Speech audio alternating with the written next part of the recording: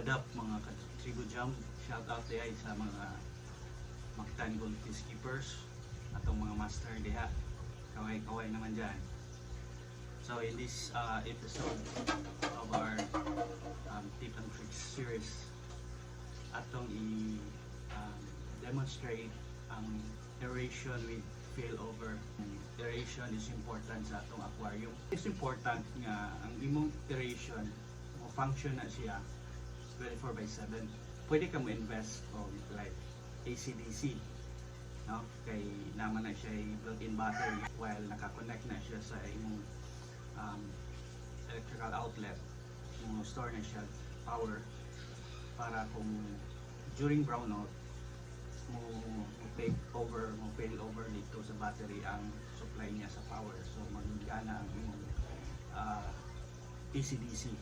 Now ang caveat ana is that it's made up of electronics and mechanical parts na prone to wear out. Most cases sa AC/DC mo fail ana niya ang battery. Sige na mong gamit 24/7.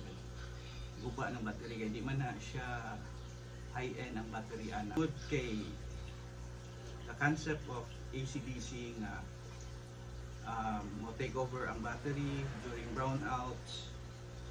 Nasa imong mind na ay brownout, dili na ka mo care sa imong imong aquarium na nabay aeration kay AC/DC ba yan?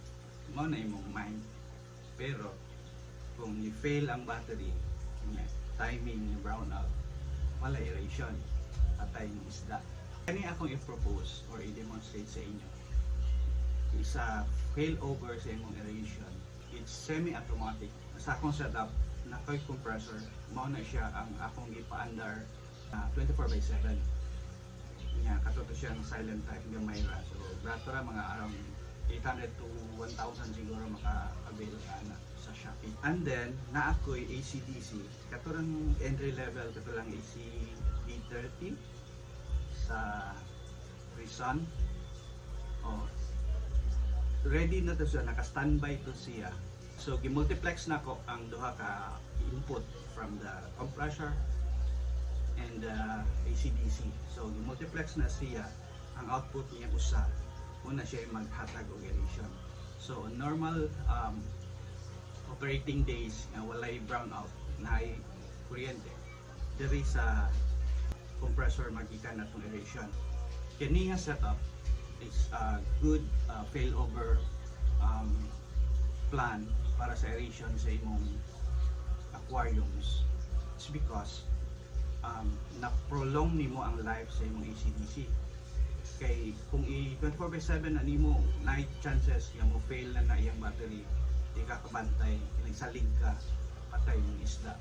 Atong i-test ang atong setup. So kung makita nimo sa akong setup diri, na ako'y duha ka hose gikan sa itong compressor, mo ni main nga gadagan karon.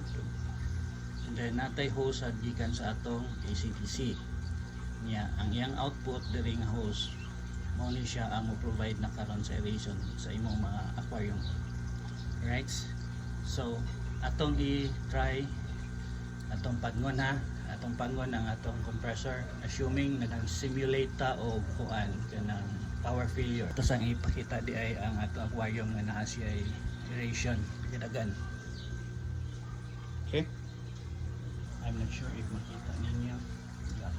Yeah, akong ituyok ang knob para to simulate nga okay, wala na itingog. Basta ato i-check ang aeration sa tank. Okay, imong button is imo ra i-turn ang knob diri, on na lang nimo. Okay, so nag-andar na siya. Check na to kung nabagyo aeration. Okay, so okay atong testing. So confident na ko nga kung natay brownout, maka-continue provide of oxygen aeration ang atong setup para sa atong tanks. I hope you've learned something. See see you in